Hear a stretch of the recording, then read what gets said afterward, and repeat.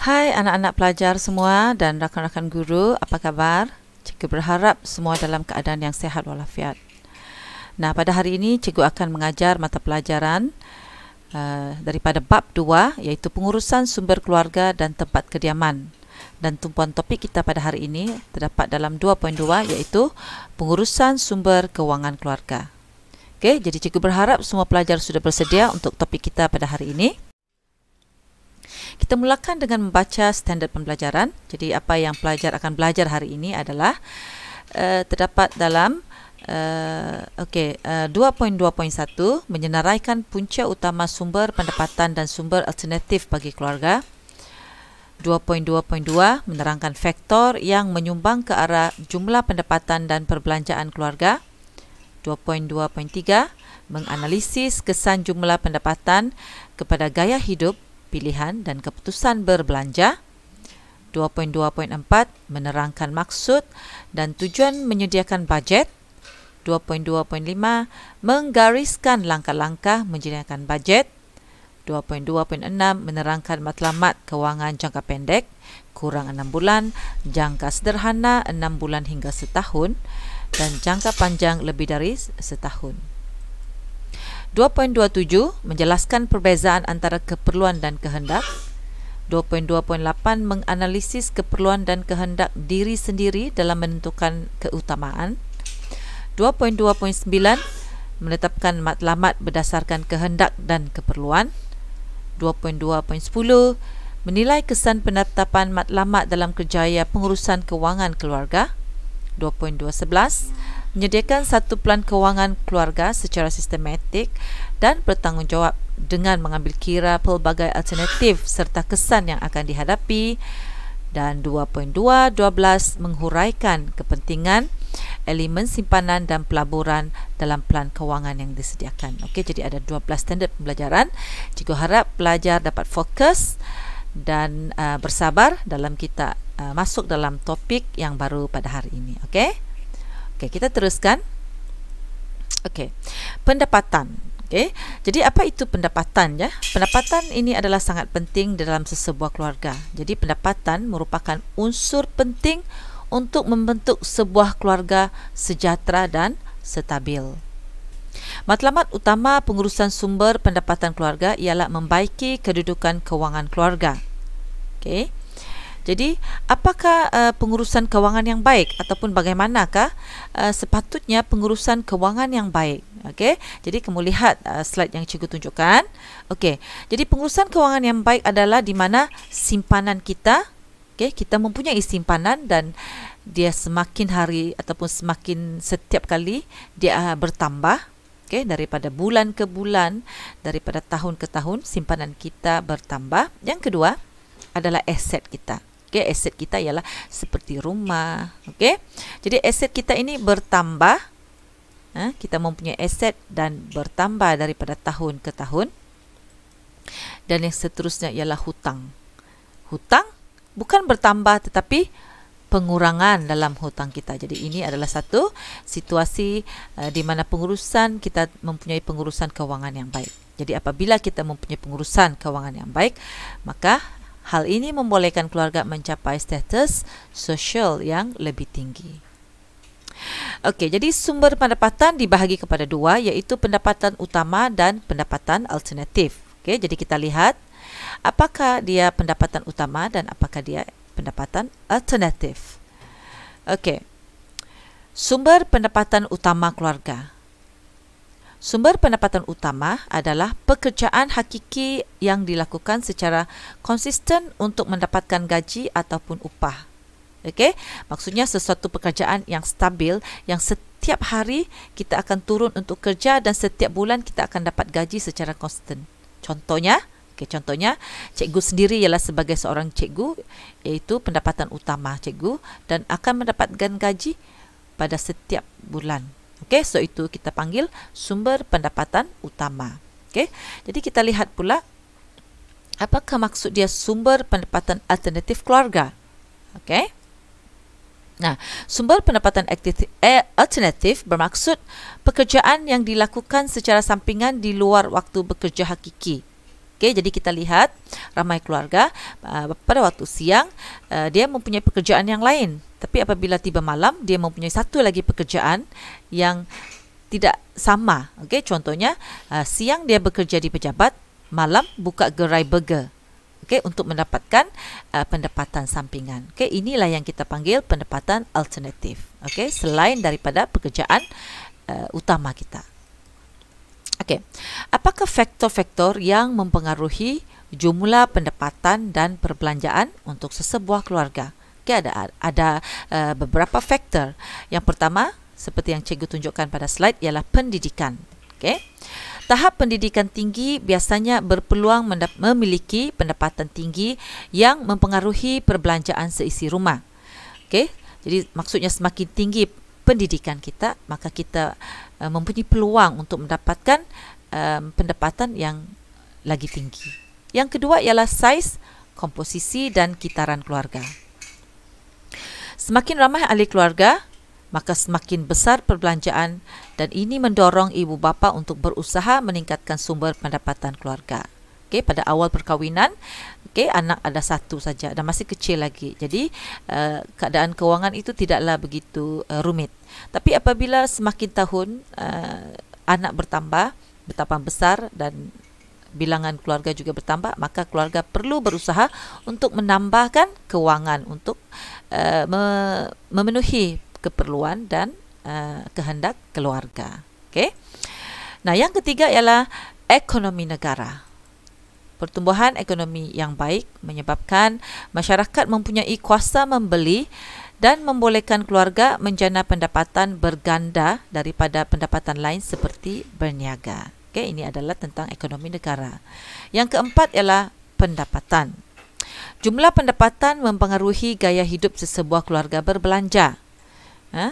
Perbelanjaan berhemat membantu keluarga untuk berbelanja mengikut kemampuan. Okey, jadi semakin tinggi pendapatan, of course semakin besar perbelanjaan kita. Okey, tetapi kita haruslah menjadi seorang yang bijak, okey, berhemat apabila kita berbelanja. Okey, kita harus melihat kepada keperluan keluarga terdahulu. Okey, sekarang kita masuk pula tajuk bajet. Apa itu bajet, kelas? Apa itu bajet?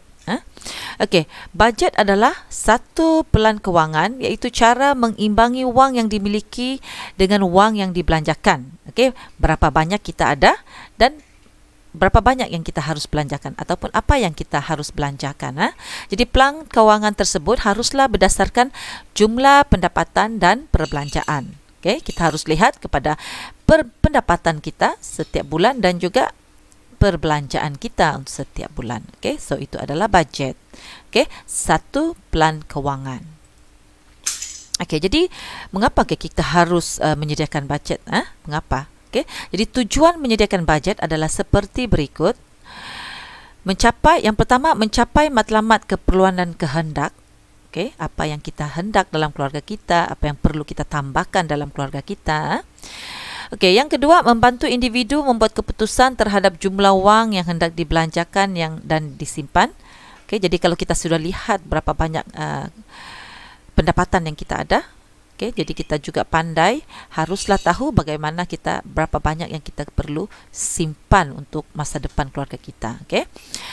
Yang ketiga, mengenal pasti sumber pendapatan yang boleh dibelanjakan. Yang keempat, mengubah suai perbelanjaan mengikut keperluan dan kehendak keluarga. Seterusnya, mengelakkan pembaziran kerana kita sudah lihat berapa banyak yang kita ada dan berapa banyak yang perlu kita belanjakan. So, bila kita tahu jumlah itu, kita boleh kawal perbelanjaan kita. Jadi ini boleh mengelakkan pembaziran. Dan akhir sekali, menggalakkan keluarga membuat simpanan. Okey, dalam proses kita merancang kewangan ataupun dalam proses sebuah keluarga merancang kewangan, setiap keluarga sewajarnya mengikut langkah-langkah umum yang digariskan agar matlamat penyediaan pelan kewangan dapat dicapai. Okey, jadi langkah-langkah menyediakan bajet ada 6 kesemuanya. Okey, kita mulakan dengan yang pertama. Langkah yang pertama ialah menentukan matlamat keluarga. Sebenarnya matlamat dalam sesebuah keluarga ni ada banyak. Okey, matlamat jangka pendek, jangka panjang, matlamat baby, matlamat pelajar yang masih sekolah, okey, dan sebagainya. Okey, contohnya matlamat hendak beli komputer. Okey, masa PDPR ni hendak membeli komputer. Okey, itu adalah matlamat anak kita. Okey, contoh Okey, so yang kedua ialah menentukan kategori keperluan. Okey. Yang ketiga, menganggarkan pendapatan. Keempat, menganggarkan perbelanjaan. Maksudnya yang ketiga, langkah 3, kita lihat berapa banyak pendapatan yang kita boleh dapat dalam sebulan. Yang langkah 4 tu ialah berapa banyak perbelanjaan yang kita buat dalam satu bulan. Kita harus nyatakan secara terperinci. Okey. Yang kelima, mengimbangkan pendapatan dan perbelanjaan. Okey, kita harus lihat kepada pendapatan dan perbelanjaan, pastikannya seimbang. Okey, dan akhir sekali kita menilai bajet. Okey, kita nilai bajet, adakah perbelanjaan apa tu ataupun plan kewangan kita itu bagus untuk keluarga kita, ataupun adakah kita perlu ubah suai plan keluarga kita tu. Okey, so ada 6 kesemuanya. Langkah-langkah menyediakan bajet. Okey, jadi ini adalah satu contoh pengiraan perbelanjaan bulanan keluarga yang berpendapatan bersih sebanyak RM4,000. Okey, jadi kamu lihat di sini. Okey, contoh, tengok jadual yang cikgu tunjukkan di sini. Jadi ada 3 lajur. Lajur yang pertama adalah perkara-perkara yang perlu kita letakkan. Okey, yang kedua ialah lajur tentang pendapatan, dan yang ketiga ialah lajur tentang perbelanjaan. Okey, jadi yang pertama sekali kita lihat lajur perkara dulu, ialah kita mulakan dengan gaji bersih. Okey, berapa gaji bersih dalam sebulan. Okey. Jadi di sini pendapatan adalah RM4,000. Okey, kita tulis pendapatan RM4,000 dan total ya di bawah sekali adalah RM4,000. Okey. Okey, yang kedua, kita lihat perkara pula. Okey, kita tengok, kita lihat kepada perbelanjaan kita. Okey, dari segi makanan, okey, pakaian dan seterusnya. Okey, jadi kalau makanan di sini kamu lihat perbelanjaan makanan untuk sebulan ialah 700, pakaian untuk sebulan ialah 200, tempat kediaman 1,000. Kemudian bil air, elektrik, pembentungan ataupun telefon semuanya RM300. Perubatan 150, okey, perbelanjaan terhadap pendidikan anak-anak 350, pengangkutan 500, rekreasi 200, simpanan dan pelaburan juga ada iaitu sebanyak 500, dan akhir sekali ialah pelbagai lain-lain selain daripada yang ada di sini iaitu sebanyak 100. Dan apabila kita jumlahkan keseluruhan perbelanjaan, total dia ialah 4,000. Okey, jadi kamu lihat di situ pendapatan 4,000, perbelanjaan ialah 4,000. So ini adalah satu plan kewangan yang baik. Pendapatan kita seimbang dengan perbelanjaan. Okey. Okey, matlamat kewangan. Jadi apakah matlamat kewangan kita? Okey. Jadi yang pertama sekali kamu lihat di sini, matlamat kewangan hendaklah boleh diukur, dicapai, relevan dalam tempoh yang tertentu. Okey, relevan, boleh diukur, boleh kita capai. Okey, contohnya dalam 1 bulan, dalam 2 bulan ni, okey, matlamat kewangan kita ialah untuk memberikan anak-anak satu orang satu handphone. Okey, jadi 1 bulan 1 handphone. Jadi bulan ini kita berikan kepada siapa? Anak ke siapa? Bulan depan kita berikan kepada siapa? Jadi matlamat ini kita boleh capai, kita boleh ukur dan memang relevan dalam masa-masa tertentu. Okey. Okey, seterusnya, cadangan, komitmen dan sokongan ahli keluarga adalah amat penting semasa menentukan matlamat kewangan tersebut. Kita harus melihat kepada keseluruhan, bukan saja kepada keluarga kita yang mungkin ada anak-anak yang sekolah rendah ataupun sekolah menengah, mungkin ada anak-anak yang sudah yang sedang bekerja juga kita harus lihat. Okey? Alright. Okey, seterusnya pastikan langkah-langkah yang dirancang dapat diambil tindakan dan dilaksanakan agar matlamat perancangan kewangan tercapai. Okey. Jadi jikalau matlamat kita dalam jangka 2 bulan untuk mendapatkan telefon bimbit untuk anak-anak, jadi pastikan matlamat kita itu dicapai. Okey. Nah, matlamat boleh dilaksanakan dalam tempoh yang berikut. Okey, ada 3 di situ. Yang pertama ialah matlamat jangka pendek kurang daripada 6 bulan. Matlamat sederhana 6 hingga 12 bulan. Dan satu lagi matlamat jangka panjang iaitu lebih daripada setahun. Okey, so ada 3 jenis matlamat di sini ya. Okey, jadi di sini ada jadual yang cikgu ingin tunjukkan tentang matlamat jangka pendek, jangka sederhana dan jangka panjang yang ingin dicapai oleh sesebuah keluarga. Okey. Okey, jadi kita lihat yang pertama dulu. Okey.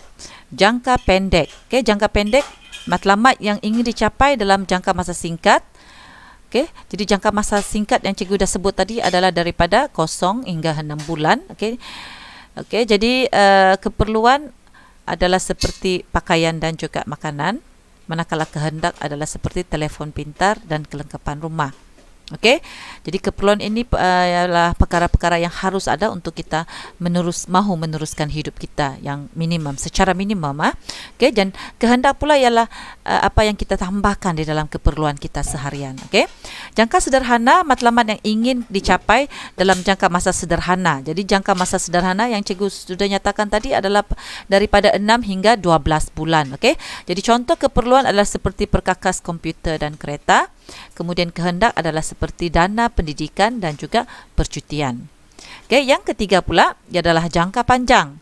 Matlamat yang memerlukan tempoh masa yang lama untuk dicapai, iaitu lebih daripada 12 bulan ataupun setahun ke atas. Okay, contoh keperluan adalah seperti menunaikan fardu haji ataupun simpanan. Kehendak adalah seperti pelaburan dan juga tanah. Okay. Okay.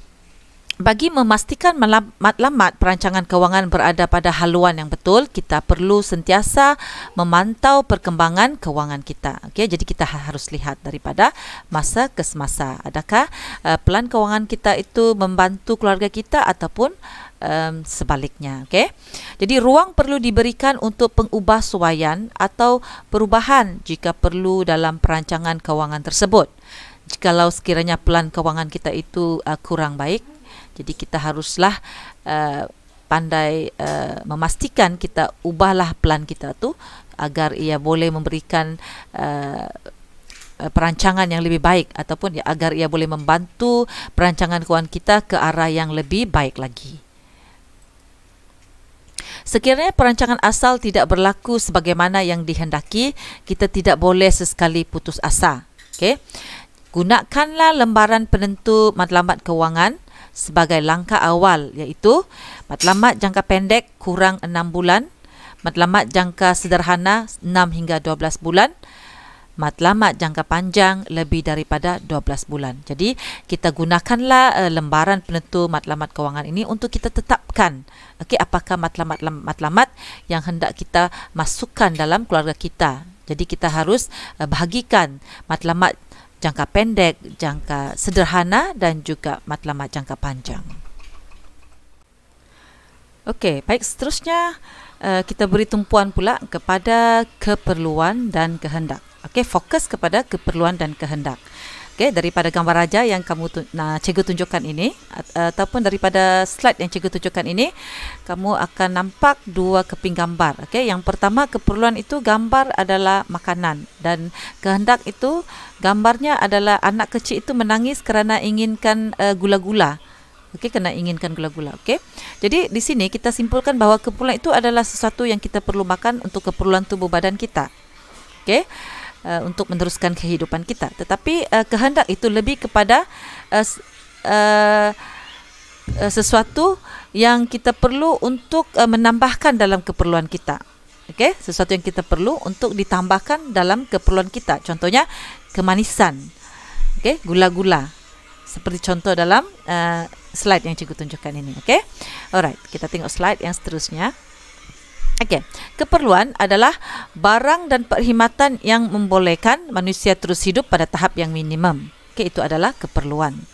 Manakala kehendak pula, okey, kehendak adalah keinginan dan kemahuan terhadap pelbagai jenis barang dan perkhidmatan untuk kita terus hidup dengan lebih selesa, lebih mewah daripada keadaan asal serta dapat meningkatkan taraf hidup kita. Okey, so itu adalah perbezaan keperluan dan juga kehendak. Okey. Okey, saya harap pelajar faham. Okey, slide seterusnya adalah fokus kepada keperluan. Okey. Jadi keperluan terdiri daripada keperluan asas dan keperluan sampingan. Okey. Jadi contoh-contoh keperluan asas adalah seperti makanan, pakaian dan tempat kediaman. Okey, itu adalah keperluan asas. Okey. Jadi keperluan sampingan adalah seperti pengangkutan, perhubungan, alat telekomunikasi dan seumpamanya. Okey. Jadi keperluan asas dan keperluan sampingan ini adalah amat diperlukan dalam kehidupan kita seharian. Okey. Walaupun kamu katakan pengangkutan itu bukanlah kita akan hidup walaupun tidak ada pengangkutan, walau bagaimanapun kita tidak akan dapat meneruskan rutin harian kita sekiranya kita tidak mempunyai pengangkutan. Okey, contohnya macam mana kita nak pergi kerja kalau kita tidak ada pengangkutan. So itu adalah satu keperluan yang perlu ada juga dalam kehidupan kita, dalam kita mau meneruskan kehidupan kita. Okey. Nah, keperluan asas manusia akan sentiasa berubah mengikut arus kehidupan. Okey. Kalau dahulunya tengok di situ, contoh yang cikgu berikan, pendidikan dahulunya bukan merupakan keperluan. Okey, kalau yang dulu-dulu yang paling penting adalah boleh bercucuk tanam. Okey. Boleh menyediakan makanan untuk keluarga. Anak-anak semua pandai bekerja mencari makan untuk keluarga. Tetapi sekarang tidak. Sekarang pendidikan ini adalah satu keperluan yang mesti ada supaya kanak-kanak dapat anak-anak ini dapat bersaing untuk mendapatkan pekerjaan, untuk mendapatkan kewangan untuk keluarga. Okey. Kehendak. Okay, kita fokus kepada kehendak pula. Kehendak tidak mudah dipuaskan kerana apabila sesuatu kehendak dipenuhi, kehendak lain pula akan timbul. Okay, kita sudah pilih satu baju, bila kita tengok bertoleh ke tepi, kita nampak satu baju yang cantik lagi, kita pun mau baju itu. Itu adalah kehendak manusia yang tidak pernah dapat dipuaskan. Kehendak manusia tidak terhad sedangkan sumber adalah terhad. Okay, kalau contohnya barang-barang yang ada, barang seperti telefon bimbit lah kita ambil contoh. Kenapa telefon bimbit itu sentiasa ada yang baru? Kerana manusia ini tidak puas dengan apa yang ada. Dulu telefon saja boleh bercakap, tapi tidak puas hati. Kita mahu sesuatu yang lebih baik lagi. Contohnya mungkin kita boleh bercakap sambil boleh melihat orang di handphone macam video. Okay? Jadi maka itulah orang mencipta sesuatu yang kita boleh menonton video di handphone. Kita boleh bercakap dengan orang dengan melihat muka yang sebenar. Okay? Tetapi selepas itu kehendak manusia mau lagi yang lebih daripada video. Itu. Mau apa? Mau boleh merakam. Okay? Jadi itulah sebab ini yang cikgu katakan kehendak manusia ini tidak terhad. Sedangkan sumber-sumber ada yang terhad. Okay? Nah, seterusnya perbezaan kehendak di antara individu dipengaruhi oleh faktor umur, jantina, cita rasa pekerjaan dan pendapatan. Okey, lain individu tidak sama kehendaknya. Okey, itu adalah terpulang kepada ciri-ciri individu itu tersendiri, apa yang dia suka, apa yang dia minat. Okey, jadi kehendak kamu dengan kehendak kawan kamu tu tidak sama, berbeza. Okey, jadi manusia terpaksa membuat pilihan mengikut susunan keutamaan berdasarkan hasil pendapatan dan kemampuan. Walaupun kehendak kita ini memerlukan wang yang besar, tetapi kita tidak boleh terus membeli sesuatu tanpa melihat kepada kita punya kemampuan. Okey, jadi kita perlu melihat dulu kemampuan kita, barulah kita boleh mendapatkan barang-barang yang kita hendaki. Macam handphone lah kan. Handphone juga ada banyak range harga. Kalau kita mau handphone yang baik, yang harga 4-5 ribu, tetapi kita tidak mampu, kita tidak boleh paksa. Okay, alright. Itu maksud dia. Okay, saya harap pelajar faham. Okay, seterusnya cikgu ingin tunjukkan perbezaan antara keperluan dan kehendak. Okay, jadi cuba lihat jadual yang cikgu tunjukkan. Nombor 1, keperluan. Okey, kita tengok perbezaan keperluan kehendakan. Nombor 1, keperluan mesti dipenuhi untuk terus hidup. Contohnya makanan, pakaian dan tempat tinggal. Okey, kehendak pula. Kehendak ini adalah pelengkap kepada keperluan supaya manusia dapat hidup dengan lebih selesa dan seronok. Contohnya kereta, mesin basuh, televisyen. Kita masih juga boleh hidup tanpa benda-benda seperti ini. Okey, tetapi kita tidaklah merasa seronok. Betul? Okey, yang kedua, terhad.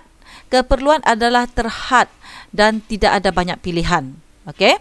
Nah, kehendak pula adalah tidak terhad dan terdapat banyak pilihan. Itu adalah kehendak.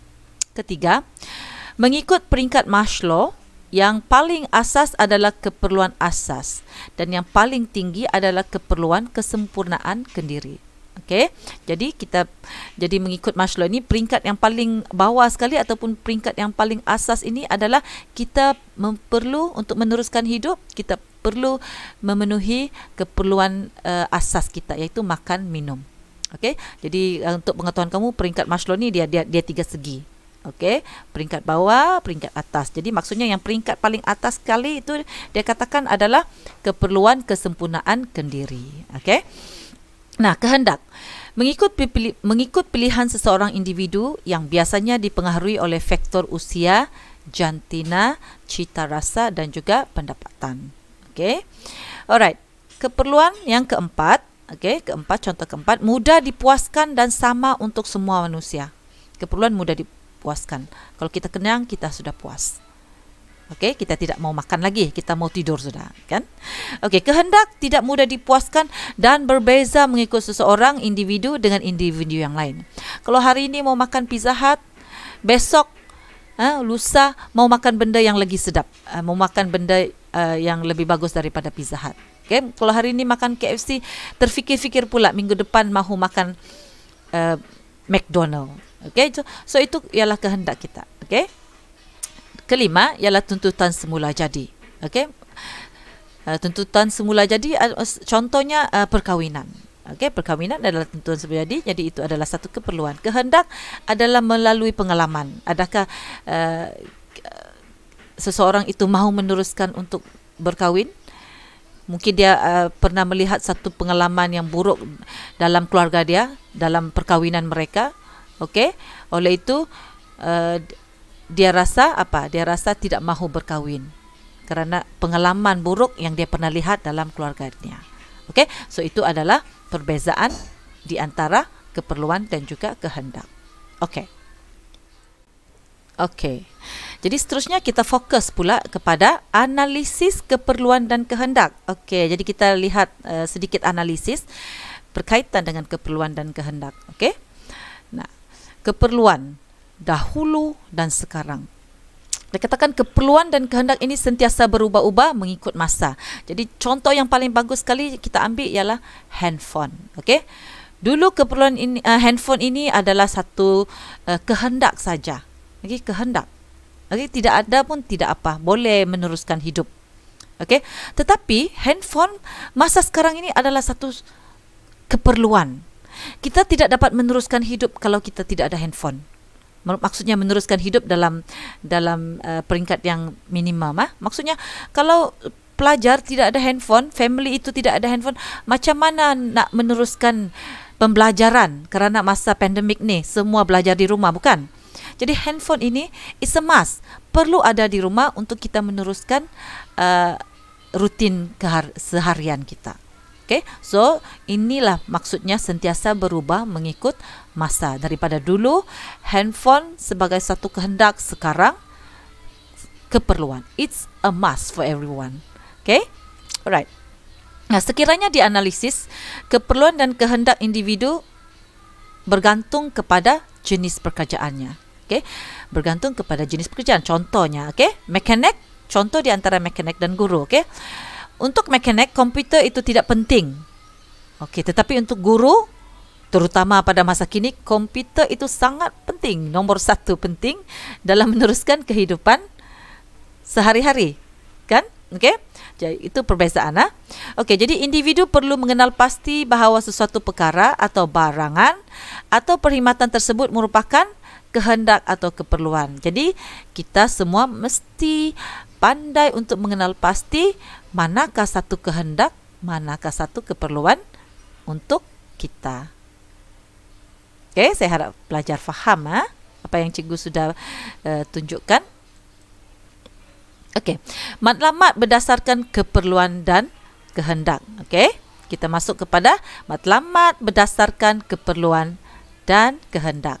Kita tahu bahawa keperluan dan kehendak seseorang bergantung kepada hasil pendapatan dan kemampuannya. Betul kan? Okey, walau bagaimanapun kadang-kala kita menginginkan sesuatu barangan atau perkhidmatan yang luar daripada kemampuan kita. Bagaimana mencapai hasrat ini? Kita perlu mensasarkan matlamat yang ingin dicapai. Faham ke tidak pelajar? Kadang-kala kita mahu sesuatu yang di luar kemampuan keluarga kita.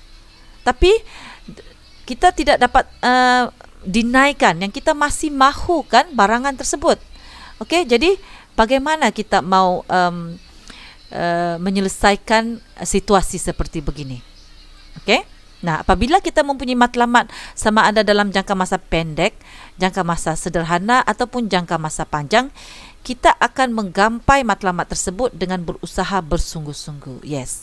Jadi kita letakkan matlamat kita itu sama ada kita nak letakkan matlamat jangka pendek, sederhana atau panjang. Okey. Jadi kita akan berusaha untuk menggumpul dana untuk kita mencapai matlamat yang kita mahu. Contoh, saya harap pelajar faham contoh yang cikgu tunjukkan. Okey, jadi ada satu contoh lagi di sini cikgu tunjukkan. Encik Johnny baru memulakan kerjaya sebagai seorang pentadbir, pegawai pentadbir diplomatik ataupun PTD. Dia mensasarkan matlamat untuk membeli kereta dan rumah. Ini dia punya sasaran matlamat dia. Untuk membeli rumah dan juga untuk membeli kereta. Okey, dalam situasi ini Encik Johnny perlu mendahulukan pembelian kereta kerana itu tuntutan kerjanya. Keinginannya untuk membeli rumah boleh dikemudiankan. Okey. Okey, saya harap pelajar lagi faham, cukup faham dengan contoh yang cikgu tunjukkan ini. Dalam usaha merancang dan menjayakan pengurusan kewangan keluarga, matlamat yang ingin dicapai perlu disusun mengikut keutamaan. Matlamat yang paling atas perlu diberi tumpuan dan perhatian sepenuhnya. Okey, cikgu kira pada masa sekarang matlamat utama untuk pelajar ialah untuk mendapatkan telefon bimbit ataupun yang lebih bagus lagi untuk mendapatkan komputer contohnya lah. Kadang-kala matlamat yang ditetapkan kemungkinan boleh berubah mengikut masa, bergantung pada perubahan pendapatan, perubahan pekerjaan, pertambahan ahli keluarga dan sebagainya. Oleh itu, setiap keluarga perlu sentiasa menyemak matlamat dari masa ke semasa agar tidak tersasar daripada tempoh yang telah ditetapkan. Okey.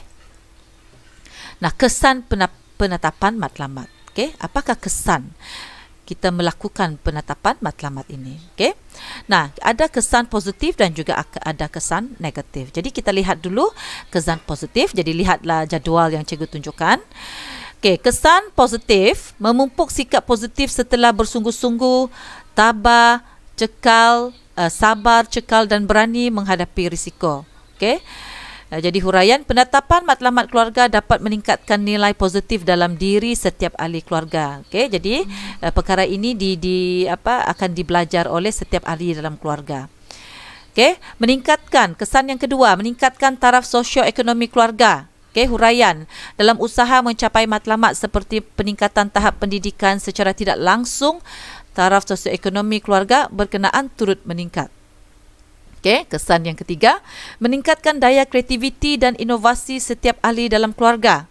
Huraian, bagi menambahkan sumber kewangan keluarga ke arah mencapai matlamat, ahli dalam keluarga akan berusaha menggunakan kreativiti dalam meningkatkan pendapatan seperti melalui perniagaan. Okey? So itu adalah apa yang cikgu sebut tadi dari awal-awal tadi, iaitu pendapatan alternatif. Okay, alright, next iaitu sekarang kita lihat pula kesan negatif penetapan matlamat keluarga. Apakah kesan negatif daripada penetapan matlamat ini? Okay, nah yang pertama, mengundang rasa tertekan dalam diri ahli keluarga. Okey, huraian, apabila ibu bapa terlalu mengejar matlamat agar anak-anak berjaya dalam pelajaran, anak-anak akan diasak untuk belajar agar sentiasa lulus dalam peperiksaan. Perkara ini mengakibatkan anak-anak akan mengalami tekanan perasaan dan akhirnya mengundang impak yang lebih besar dalam keluarga. Ini salah satu daripada kesan negatif. Okey. Yang kedua, kesan yang kedua ialah mencetuskan nilai negatif dalam diri seperti antisosial. Okey, huraian. Ahli keluarga yang terlalu menumpukan perhatian pada pencapaian matlamat boleh menjadi individu yang antisosial. Individu tersebut tidak akan mengendahkan aktiviti atau program kekeluargaan dan kemasyarakatan. Okey, so ada positif, ada negatif juga. Okey, so sampai di sini saja pembelajaran kita pada kali ini. Cikgu berharap pelajar dapat memahami apa yang sudah cikgu sampaikan. Oleh itu, jangan lupa jikalau pelajaran cikgu pada hari ini menarik dan bermanfaat, jangan lupa like dan subscribe channel cikgu untuk mendapatkan lebih banyak lagi video yang menarik. Okey, itu saja. Bye-bye.